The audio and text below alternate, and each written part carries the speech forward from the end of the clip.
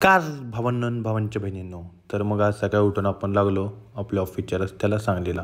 कारण आज आपल्या ऑफिसवर नव्हते हे गेस्ट. हे कोण आहेत तर हे आहेत आपले प्रणवदादा हब्बळे.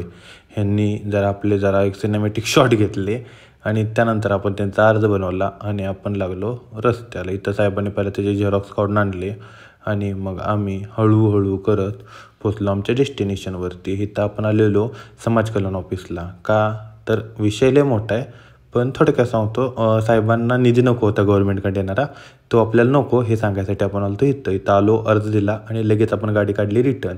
मग साहेब म्हणले, दाद्या चल काय तर खायला जाऊया.